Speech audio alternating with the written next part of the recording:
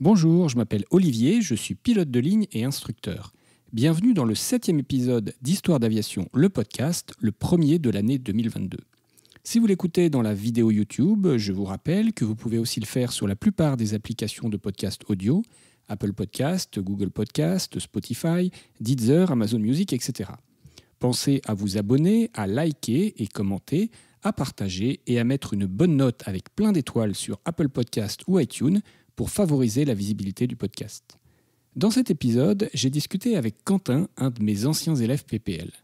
Quentin est actuellement en cours de formation professionnelle. Il nous parle du BIA, de son PPL, de l'ATPL théorique et de ses choix pour la formation pratique. Bonjour Quentin. Bonjour. Alors, est-ce que tu peux commencer par te présenter brièvement ? Alors, bien sûr. Moi, je m'appelle Quentin, j'ai 19 ans et donc je suis en train de passer... je suis en train de faire mon mûrissement. J'ai passé mon PPL en septembre dernier et je souhaite devenir pilote de ligne dans l'avenir. Ok, alors on se connaît parce qu'on a volé ensemble. C'était pas moi ton instructeur principal, c'était Jean-Philippe qui est en train de nous écouter. On est actuellement dans les locaux de l'aéroclub Air France à Logne, mais on a fait un certain nombre de vols ensemble dans le cadre de ton PPL. Alors je vais te poser première question que je pose à tout le monde. Quel est le plus ancien souvenir aéronautique dont tu te souviens quand tu étais enfant ou adolescent ?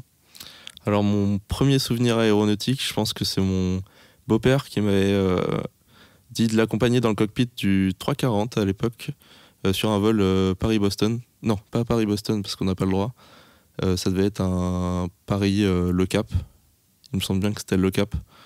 Et il m'avait proposé de venir dans le cockpit. Du coup, j'avais dit forcément oui. Ouais, c'est génial ça. Et c'était vraiment incroyable. Et tu avais passé un petit moment, j'imagine, dans le cockpit tout le vol. Tout le vol, ouais. Donc effectivement, tu y as passé quelques heures. Et déjà, quand tu as fait ce vol-là, est-ce que tu avais déjà envie de devenir pilote de ligne ou pas encore ? Je commençais à avoir un peu envie, ouais. Je cherchais, à l'époque c'était en 3e, donc je cherchais un peu, je me demandais ce que j'allais faire plus tard. Et puis du coup, je savais qu'il me fallait un job où j'allais voyager. Et mon beau-père est pilote de ligne, donc... on a eu souvent l'occasion de voyager. Donc je savais que c'était un truc un peu comme ça que je voulais faire. Et finalement, je me suis intéressé un peu au job de pilote de ligne au fur et à mesure. Et puis la passion de l'aéronautique est venue un peu comme ça, où je me suis de plus en plus intéressé aux avions, à tout ce qui est autour et en général à l'aéronautique. Et du coup, voilà, je suis là aujourd'hui. Et tu as eu l'occasion de faire d'autres vols avec lui après ce premier vol ? Pour mon stage de 3e, il m'avait emmené à Bombay. Du coup, sympa comme ça, ouais. Le 3e. Il y a pire. Et ouais, il m'avait emmené à Bombay. Du coup, on avait fait ça. Et puis après, il m'a proposé plusieurs fois de venir dans le poste. Alors ensuite, quelle a été ton expérience aéronautique suivante ? Je crois que tu as eu l'occasion de passer le BIA. Du coup, tout de suite après, en seconde, j'ai vu qu'il y avait le BIA, donc je me suis inscrit tout de suite. Donc le brevet d'initiation aéronautique, pour ceux qui ne connaissent pas. Donc je m'étais inscrit tout de suite, dès que j'ai pu, je suis allé au cours et j'ai passé ça en seconde. Et avec le BIA, il y avait une journée aéronautique, il me semble qu'ils appelaient ça comme ça, où on a fait une journée sur Étampes avec un barbecue et tout, avec plein de pilotes là-bas, et avec tous les élèves du BIA, où on a fait un vol en 172, et il me semble qu'il y en a un qui a fait un vol en DR400 aussi, enfin un vol en petit coucou. Et c'était la première fois que je montais dans un petit avion. C'était assez impressionnant, mais... T'étais en place avant ou en place arrière ? Place avant. Ok, t'as eu l'occasion de toucher un peu les commandes. T'étais avec un instructeur ou avec un pilote d'aéroclub ? J'étais avec un instructeur. Ils avaient pris des instructeurs pour qu'on puisse un peu... ok, donc t'as pu un petit peu piloter. Ouais. Ça t'a donné envie, j'imagine ? Ça t'a confirmé dans ton envie ? Ça m'a bien boosté la motivation, etc. pour continuer là-dessus. Alors, donc là, on a parlé de ce vol qui vient terminer en général le BIA. Le BIA, ça dure en général toute l'année scolaire. Est-ce que tu peux nous raconter un petit peu comment ça se passe, les cours, quelle matière vous étudiez, quels souvenirs t'en as ? Alors, les cours, pour nous, c'était le lundi, donc après les cours, de 18h à 19h45. On avait un pilote de ligne Air France comme prof, donc c'était plutôt sympa. Et donc on a étudié Histoire de l'aéronautique, qui était assez intéressant, la base des principes de vol, tout petit peu de réglementation, mais vraiment la base des bases. En général, c'était assez basique comme matière. Et l'examen, alors quel souvenir t'en as de cet examen? Tu l'avais trouvé compliqué ou pas? Plutôt bon.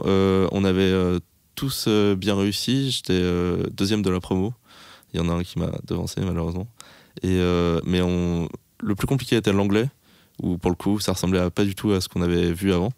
Et du coup, on s'était un peu retrouvé nez à nez avec un examen qui avait rien à voir avec tout ce qu'on avait révisé. Du coup, c'était un peu stressant pour la partie anglais. Mais sinon, non, l'examen était assez cool. Pas très stressant, alors que je suis quelqu'un d'assez stressé pour les examens normalement. Et là, cette fois, ça s'est bien passé et tu l'as eu. Voilà. Alors donc là, on est à la fin de la seconde. Ensuite, première terminale. Comment tu t'es orienté première terminale? Qu'est-ce que tu as choisi comme spécialité par rapport à ton projet professionnel? Donc, première S. Puis j'avais SP SVT. Alors, pas grand-chose à voir avec l'aéro, mais voilà, j'avais pris ça. Et du coup, ouais, j'ai continué à m'intéresser à l'aéronautique en même temps que mon bac. Et puis, j'ai passé mon bac S en 2021. Enfin, si on peut dire passé. Ouais, c'était une année un peu particulière. Alors, avant le bac, donc, tu t'es inscrit à l'aéroclub. À quel moment tu t'es inscrit à l'aéroclub et comment tu l'as choisi cet aéroclub? Est-ce que tu es allé en voir plusieurs ou quels ont été tes critères de choix? Alors, je m'étais inscrit à l'aéroclub en mai 2021, je crois. On avait regardé pas mal d'aéroclubs dans le coin. Du coup, tous ceux à Logne, donc il y en a pas mal, soit à l'Aigle, etc. On ne va pas tous les citer. Et en fait, mon beau-père s'est rendu compte qu'il y avait l'aéroclub Air France qui était aussi là. Du coup, avec le CE et tous les avantages que ça... Le comité d'entreprise, il avait des avantages. Ouais. C'est ça. Donc le choix était vite fait. Facile, ouais. C'est ça. Alors, raconte-nous les débuts de ton PPL. Sur quel avion tu as piloté? Enfin, moi, je le sais, mais les gens qui nous écoutent le savent pas forcément. Alors, j'ai débuté sur Tecnam P2008 JC, qui est un petit avion léger de maximum 650 kg, donc vraiment un petit avion. Biplace, donc ouais. Biplace, oui. Et j'ai commencé là-dessus. Et alors, comment ça s'est passé tes premiers vols de PPL? Quel souvenir t'en as là? Des souvenirs incroyables, mais assez impressionnant au début. De piloter un avion, quand même, c'est assez bizarre comme sensation, mais et un peu stressant aussi parce que quand même, je voulais en faire quelque chose pour mon avenir, donc il y a une petite pression. Et puis, non, c'était vraiment cool. Alors c'est intéressant ce que tu dis sur le PPL parce que tous les gens qui nous écoutent, qu'en ont un, il y en a beaucoup qui l'ont passé il y a pas mal de temps, donc même si c'est des souvenirs qui restent, parfois on s'en souvient pas forcément très très bien, et puis il y a plein de gens qui nous écoutent qui n'ont peut-être pas encore passé leur PPL, donc c'est intéressant que tu nous expliques encore un petit peu comment c'est passé, parce que c'est encore tout frais pour toi le PPL. Alors au cours de ton PPL, donc tu as été amené à faire ton premier lâcher solo. Tu t'en souviens, j'imagine? Comment ça s'est passé? Pareil, c'est toujours très spécial quand l'instructeur vous dit je descends et puis tu me fais 2-3 tours de piste et puis tu reviens, et que tu es tout seul dans le poste et tu dois faire tes tours de piste que tu as l'habitude de faire, mais tu es tout seul, du coup ça te perturbe un peu toutes tes habitudes, et finalement ça va, c'est quand même sympa de se retrouver libre là-haut sur ses premiers tours de piste solo. C'est quand même une bonne sensation où on se sent beaucoup plus libre, il n'y a pas l'instructeur qui est là pour rajouter un peu de stress, même si du coup on se met quand même un peu de pression pour pas faire de bêtises. Et c'est... Alors au décollage, l'avion monte plus vite, surtout sur un avion biplace, tu as dû le sentir. Et sûr. Après, là, on se dit, maintenant on est tout seul, je suis tout seul, il n'y a plus que moi qui peux poser l'avion. Donc, Ce qui est assez impressionnant, c'est le fait de se dire, du coup là, s'il y a un problème, il n'y a que moi pour gérer, donc il n'y a personne à côté pour m'aider. Et donc bien faire attention, bien tout connaître par cœur. Et ton instructeur était dans la tour de contrôle quand même? Oui, quand même. Mais bon, c'est différent qu'être dans l'avion. Donc bon, s'il y a un problème, c'est toujours différent. Surtout que on fait des exercices de panne, etc. Mais on fait, si ça arrive tout seul sur les premiers vols solo, c'est toujours le risque. Mais bon, ça s'est bien passé. C'était avec moi, on est d'accord? Oui. Ouais, c'est moi qui t'ai lâché. Ok, donc ensuite, tu as poursuivi le PPL, les navigations, et puis Alors sur ces navigations, est-ce que tu as des souvenirs qui te restent sur ce PPL, les navigations ou d'autres vols d'ailleurs, ou d'autres vols solo? Est-ce qu'il t'est arrivé des trucs particuliers pendant ce PPL, des souvenirs qui sortent un peu de l'ordinaire? Alors, sur une de mes premières navigations solo, ça devait être ma 5-6e, peut-être un peu plus. Je devais faire une nav solo de Logne vers Auxerre. Et en passant par donc la CTR de Melun, qui est au sud de Logne. Et au milieu de la CTR de Melun, donc j'ai eu l'autorisation de transit, etc. par novembre pour aller jusqu'à Sierra Mike. Et au milieu, je sens de l'air qui m'arrive sur le visage. Donc au début, je dis, la ventilation doit être mal fermée sur le côté de la porte. Donc j'essaie de la fermer, ça ne se ferme pas. Enfin, j'ai toujours de l'air qui m'arrive sur le visage. Je ferme la deuxième de la porte droite et qui marche. Et donc je me demande pourquoi ça ne marche pas. Je regarde toujours de l'air. Et je regarde le loquet rouge qu'il y a juste en haut de la porte du Tecnam. Et je vois que le loquet s'est enlevé, donc j'ai essayé de le remettre. Impossible, la porte était un peu décalée. Et du coup, j'ai essayé de reprendre la porte et de la pousser vers moi pour bien fermer le loquet. Sauf qu'en fait, elle devait être mal fermée. Et du coup, quand j'ai relâché la porte, elle s'est un petit peu entrouverte. Et du coup, j'ai demandé tout de suite au contrôle si c'était possible de plutôt faire une nav vers Moret plutôt que Auxerre. Comme ça, je me posais assez rapidement. Moret était le terrain le plus proche. Je me posais assez rapidement et je pouvais fermer la porte. Et du coup, ils m'ont dit qu'il n'y avait aucun problème. Ils m'ont demandé même si j'avais besoin d'aide, il me semble. Et puis, du coup, je me suis posé à Moret tranquillement. Et puis, j'ai refermé la porte. J'ai appelé mon instructeur entre deux pour le prévenir quand même que je m'étais arrêté à Moret et pas à Auxerre. Mais, et t'es reparti. Et je suis reparti. Alors, cette expérience, qu'est-ce que tu en as tiré? Sur le moment, comment tu l'as vécu? Du stress? Tu étais concentré? Et après coup, qu'est-ce que tu en as tiré comme enseignement peut-être? Pour le coup, étonnamment, pour moi qui est une personne assez stressée de base, pas tellement de stress sur le coup, parce que on relativise vite, on se dit que c'est la porte, donc on n'est pas un avion pressurisé, donc le Tecnam je crois pas, mais... je crois pas non plus. non, il n'est pas pressurisé. Et donc c'est pas un problème lié à la sécurité, qui va impacter la sécurité du vol, donc c'est juste un peu gênant. Et donc non, j'ai pris une décision de me poser vite sur Moret. Il faisait beau, il n'y avait pas vraiment de conditions défavorables. Donc c'était un petit peu stressant forcément parce que la porte est ouverte quand même en vol, donc c'est pas habituel. Mais plus de la concentration, de se dire je me pose vite, comme ça je ferme la porte et puis ce sera réglé. Ouais, alors effectivement, c'est pas une situation qui peut mettre en danger la sécurité du vol, sauf si on réagit mal et qu'on se concentre trop sur la porte et qu'on pilote plus son avion. Oui, c'est ça. Il y a eu des cas même avec des avions de ligne comme ça. Un avion de ligne en Floride, il y a un certain nombre d'années qui s'est crashé parce qu'ils avaient un problème avec le train qui sortait pas. Et en fait, l'équipage est tellement concentré sur ce problème de train qu'ils ne se sont pas assez intéressés à ce que faisait l'avion. Et voilà, ils sont crashés. Donc bonne réaction, bonne expérience. Effectivement, sur le moment, en général, on est dans l'action, on est dans la concentration, donc souvent, et c'est plutôt positif, on n'a pas trop le temps de stresser ou d'avoir peur. Alors donc ensuite, tu as poursuivi le PPL, et puis on arrive au test PPL. Alors comment ça s'est passé? Là, peut-être un peu plus de stress, parce que pour le coup, c'est un examen? Alors là, beaucoup plus de stress, parce que du coup, je m'étais mis pas mal de pression sur l'examen, parce que ça a un peu traîné entre les quelques confinements qu'il y a eu, le Covid, etc. Puis j'avais vraiment envie de terminer mon PPL pour passer directement à mon mûrissement.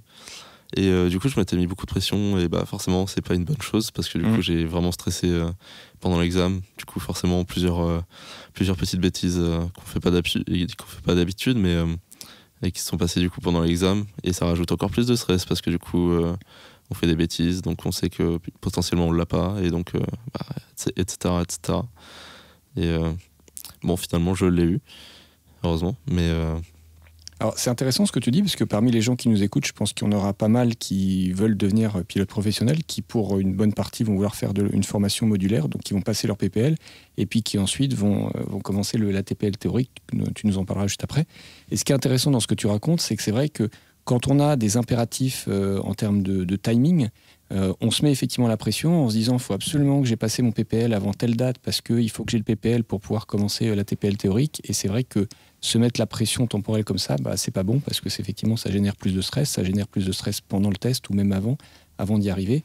Et c'est vrai que quand on veut aller trop vite, c'est ce qu'on appelle le hurry up syndrome, c'est jamais bon parce que ça génère du stress et ça peut faire des bêtises. Donc c'est intéressant dans ton expérience ce dont tu parles là, parce que les gens qui nous écoutent, c'est un conseil qu'on peut donner. Essayez, c'est pas toujours facile, mais essayez de ne pas vous mettre de contraintes temporelles trop fortes, parce que sinon, effectivement, comme tu l'as dit, ça génère du stress. Ouais, donc voilà, donc tu as ton PPL.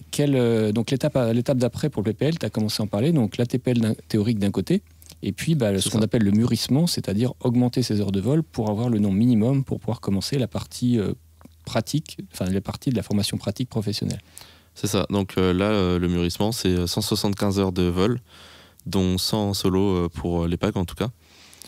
Donc ce que je suis en train de faire actuellement. Et la TPL théorique que je passe bientôt.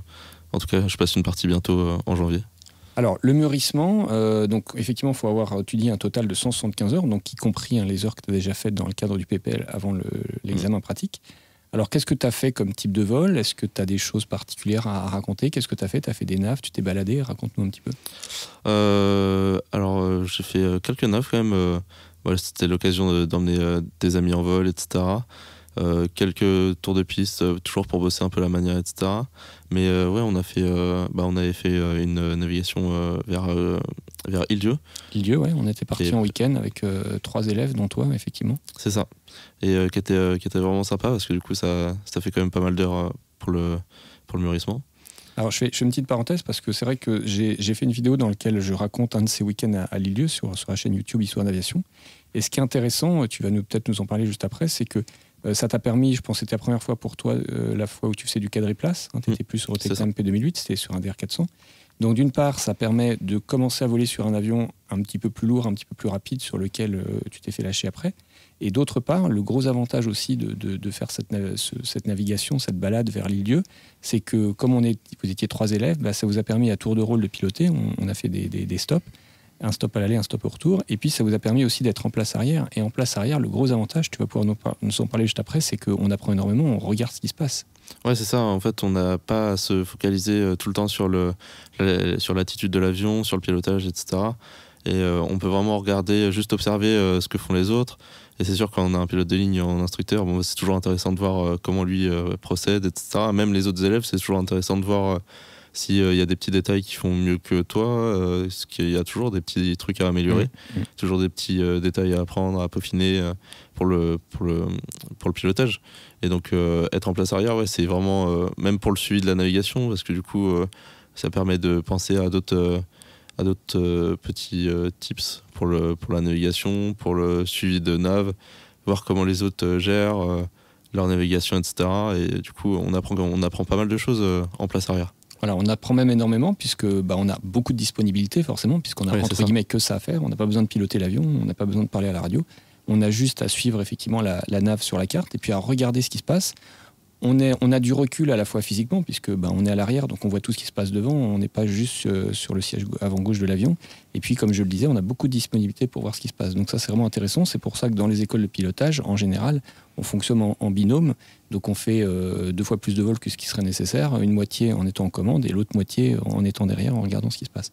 Alors ce week-end à l'Île-Dieu, sinon, quel souvenir t'en as? C'était sympa, t'as aimé? C'était vraiment génial, c'était incroyable, parce que du coup, moi, depuis un moment, j'ai l'habitude de voir mon beau-père partir quelques jours sur une destination, puis revenir. Et du coup, pour moi, c'était un peu ma première rotation. Enfin, je n'étais pas payé pour ça, mais c'était un peu la même idée, où on partait tous les 4 de Logne à Île-Dieu, et puis on restait quelques jours là-bas, et puis on repartait en voilà, DR400. C'était pas juste un vol en décollant de Logne et en revenant de Logne, comme c'est le cas la plupart du temps pendant un PPL, ou éventuellement quand on se pose, c'est juste pour payer la taxe et puis repartir rapidement. Là, effectivement, c'était un vrai voyage, donc le vol aller, et puis ensuite on a passé 2 jours sur place et on est revenu. Ouais, c'est ça, ça fait un vrai voyage en fait. Du coup, même ça permet de voir comment on peut voyager avec un PPL, parce que ce qui du coup moi j'avais une vision un peu limitée, je pense, avant, et ça m'a permis vraiment de réaliser qu'on peut faire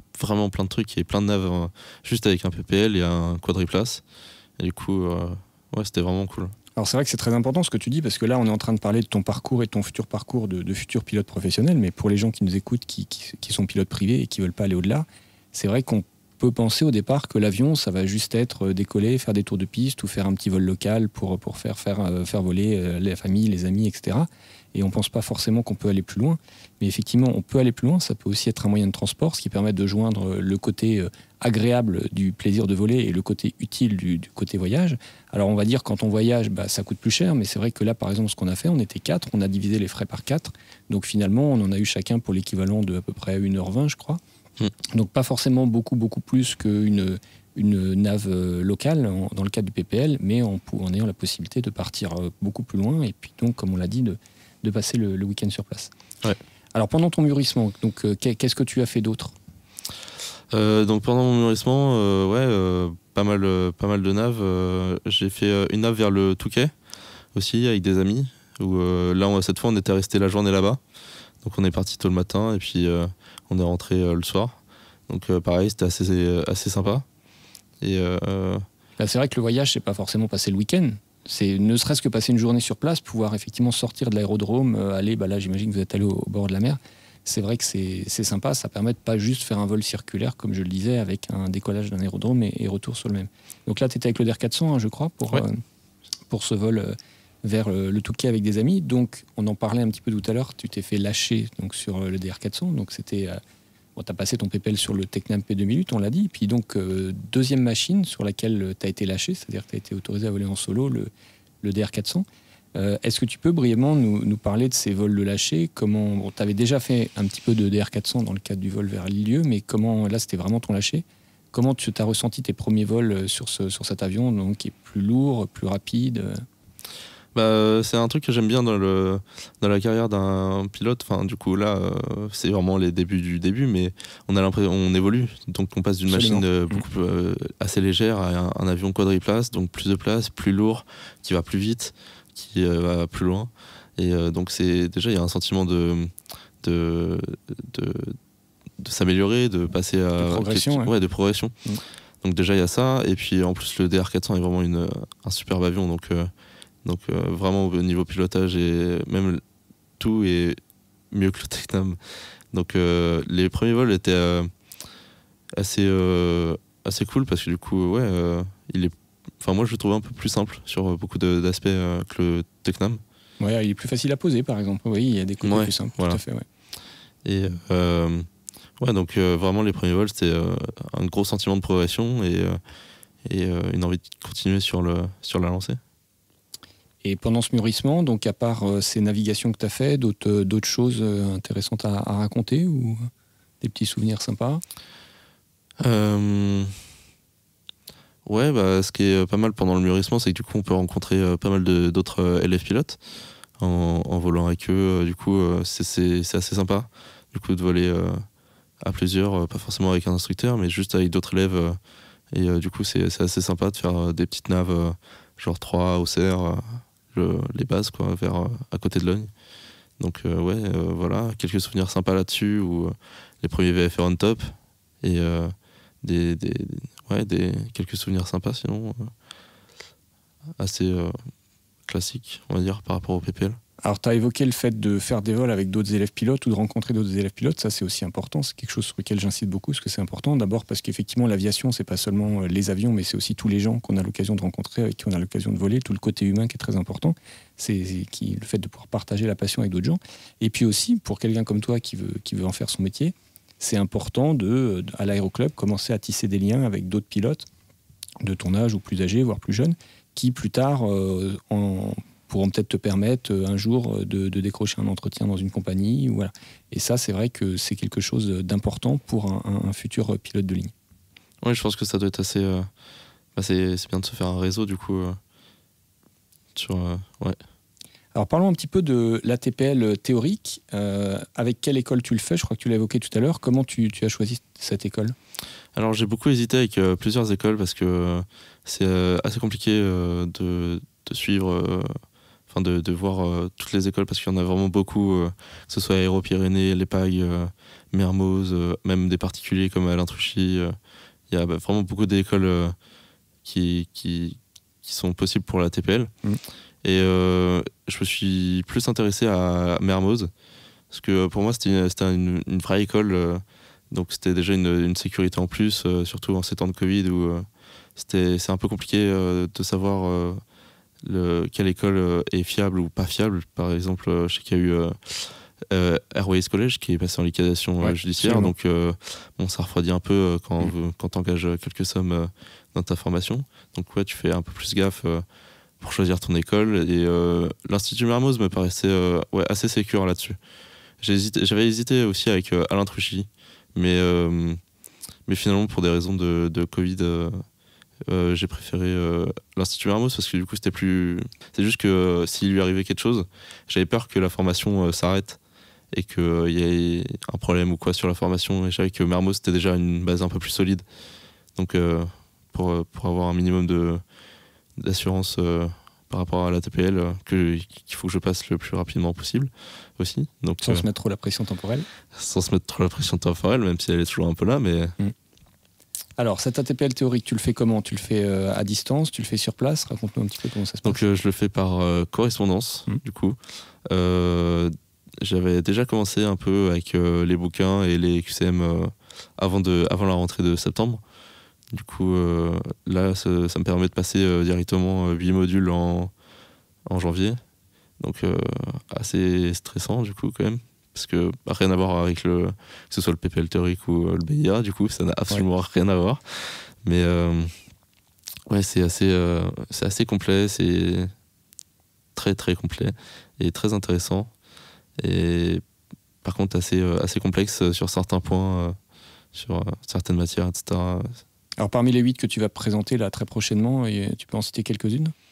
Droit aérien, procédure opérationnelle, masse et centrage, performance humaine, performance avion, mécavol, les communications, connaissance générale des aéronefs. Alors quels sont tes préférés ou ta préférée parmi toutes ces matières?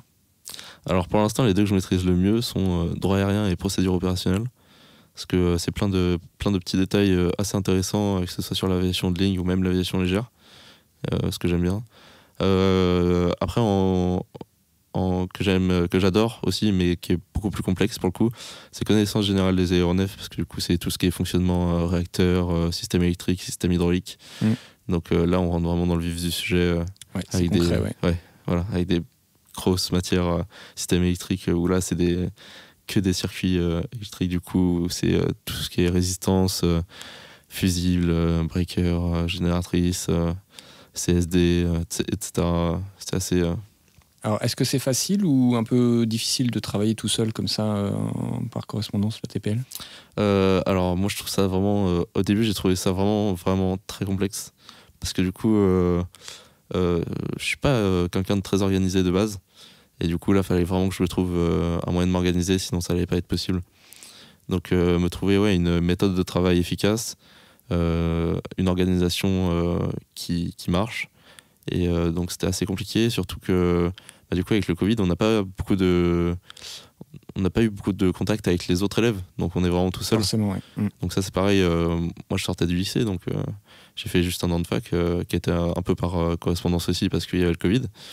Donc ouais, c'était un peu compliqué de toujours voir personne et de pas pouvoir se comparer à quelqu'un d'autre du coup dans la formation, de savoir si c'est normal de galérer ou si c'est pas normal.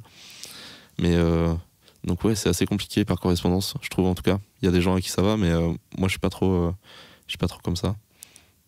Donc là, tu fais ton ATPL théorique, et puis de temps en temps, quand il fait beau, tu vas faire un vol pour continuer ton mûrissement, c'est ça? C'est ça.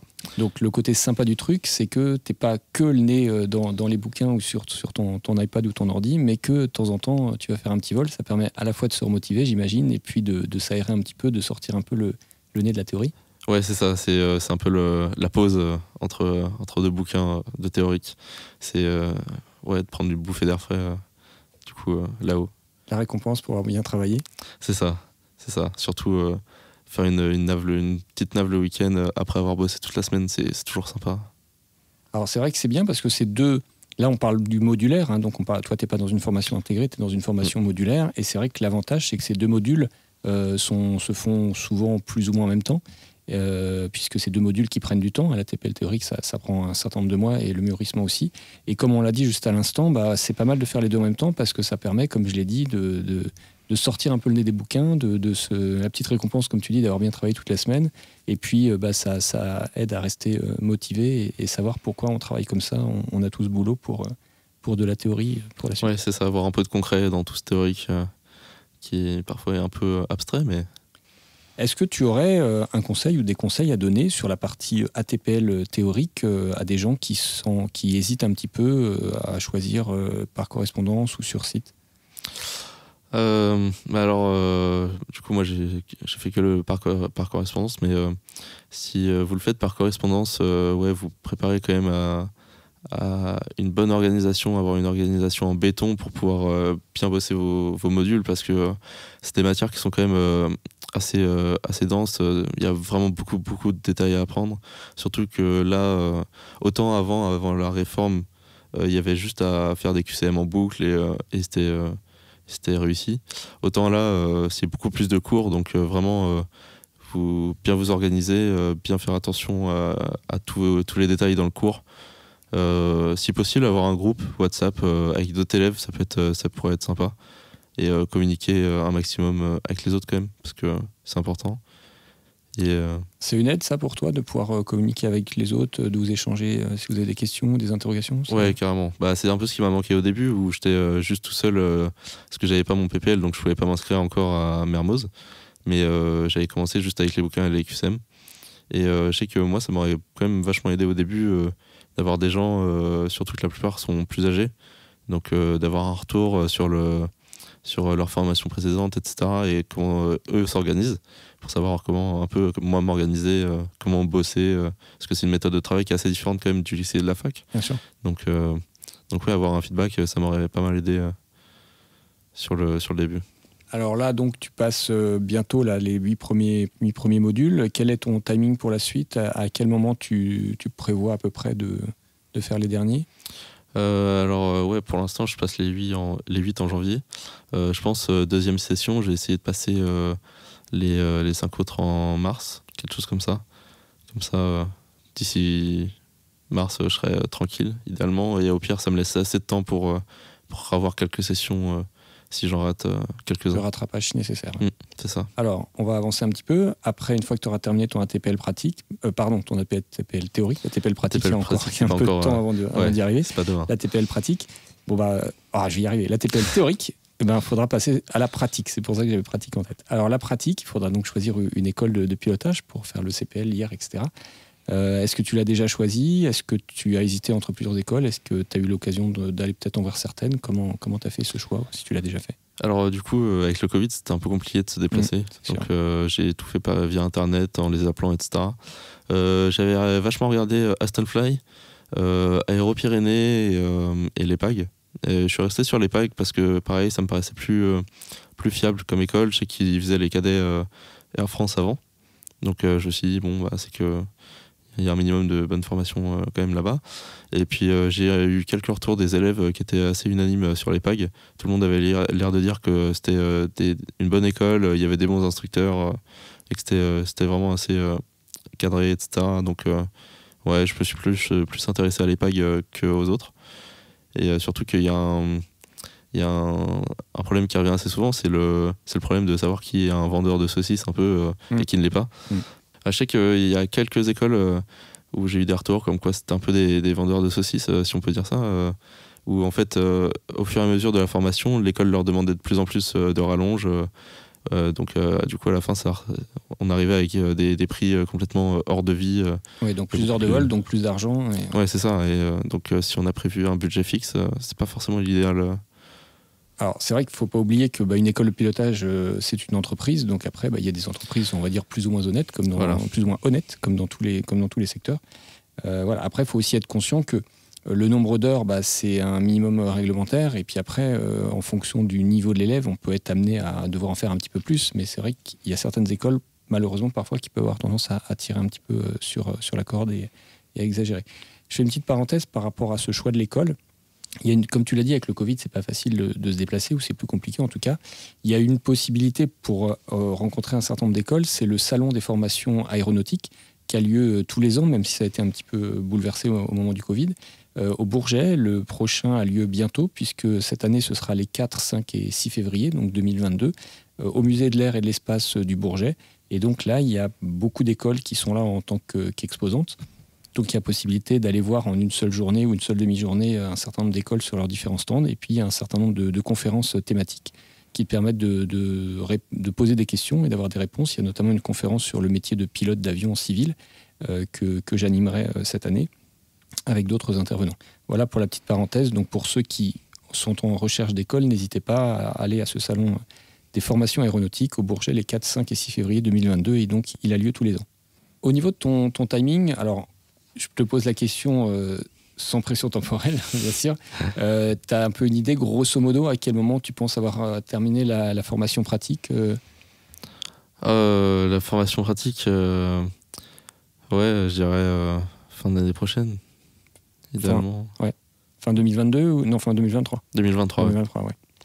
Alors après, pour la suite, est-ce que... Alors, je te pose la question en sachant très bien que malheureusement, souvent, on n'a pas forcément le choix entre 3, 4, 5 ou 6 postes de pilotes différents, mais dans l'idéal, qu'est-ce que tu aimerais faire? Par quoi tu aimerais commencer ta carrière de pilote? Est-ce que tu aimerais faire tout de suite de la ligne? Est-ce que tu aimerais faire de l'aviation d'affaires? Est-ce que tu as une préférence si tu avais le choix dans l'idéal? Alors, si j'avais le choix dans l'idéal, j'aimerais l'aviation d'affaires. J'ai discuté avec plusieurs anciens pilotes d'affaires et tous ont l'air assez contents de leur expérience. Après, bon, ça dépend toujours aussi des employeurs, etc. Mais souvent, les anciens pilotes d'affaires sont assez contents de leur période aviation d'affaires. Et après, dans l'idéal, directement de la ligne, mais je sais même pas si c'est une bonne idée au niveau de la formation de passer directement sur de la ligne. Après, tout le monde n'a pas forcément le même avis. Moi, personnellement, je trouve que c'est intéressant de pouvoir avoir des expériences variées quand on peut, dans des types d'opérations variées, des types d'avions variés, commencer éventuellement par du turbopropulseur avant de faire du réacteur, etc. Mais après, tout le monde n'est pas forcément du même avis que moi. Est-ce que tu aurais une compagnie idéale pour de la ligne dans laquelle tu aimerais rentrer? Air France, évidemment, plus tard, mais ce sera bien plus tard. J'espère un jour. Alors moi je suis d'accord avec toi, mais après tout le monde n'est pas forcément d'accord avec ça. Il y a des gens qui n'ont pas envie d'aller chez Air France. Moi j'ai très envie d'y aller.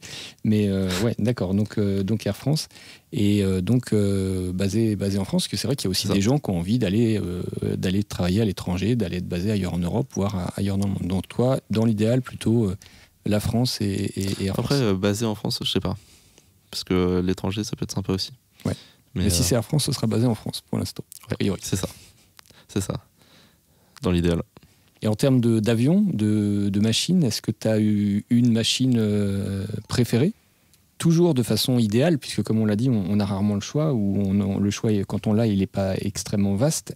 Quelle serait ta ou tes machines préférées? Est-ce que tu as des machines idéales, des avions idéaux?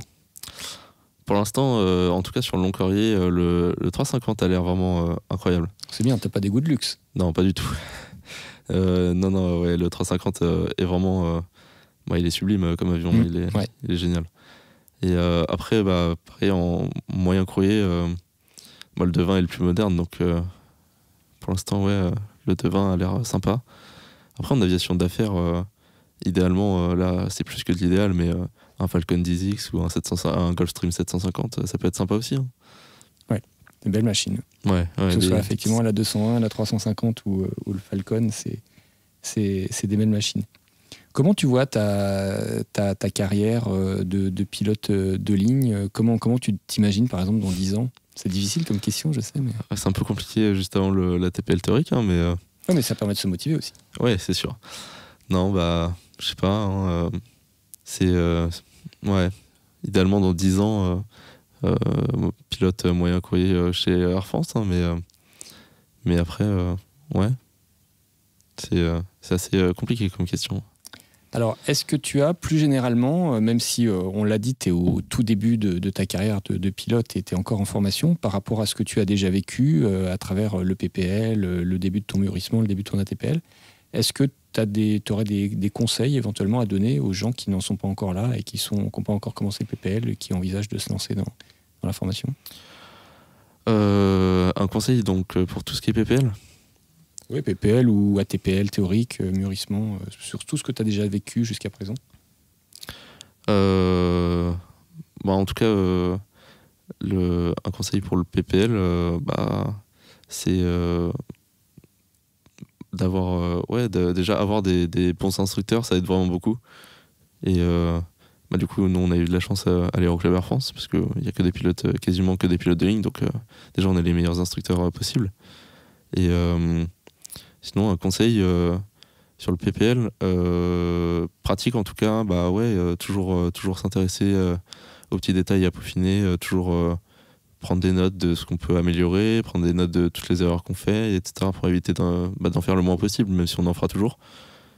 Toujours essayer de s'intéresser à tout ce qui peut être amélioré, que ce soit au niveau de la réglementation, au niveau des communications, parce que ça c'est pareil, il y a beaucoup de choses à apprendre. Et alors c'est vrai que c'est un conseil important parce que dans ce métier, comme dans d'autres métiers d'ailleurs, hein, on apprend tous les jours. On apprend, peut-être pas à chaque vol, mais presque. Et c'est vrai que c'est un métier dans lequel c'est important de faire des petits débriefs personnels ou en équipage de choses qui se sont passées et d'en tirer des conséquences et des enseignements pour essayer de s'améliorer, effectivement, de progresser et d'aller toujours vers du mieux. Donc c'est effectivement un conseil qui est important, pas seulement pendant la partie formation dans laquelle tu es, mais après pendant toute la carrière de pilote de ligne.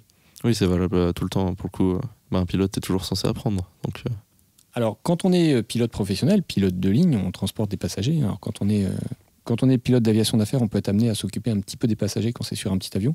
Quand on est pilote de ligne, il y a les personnels navigants commerciaux qui sont là. Mais quand on est encore dans un avion léger, on doit s'occuper de ses passagers.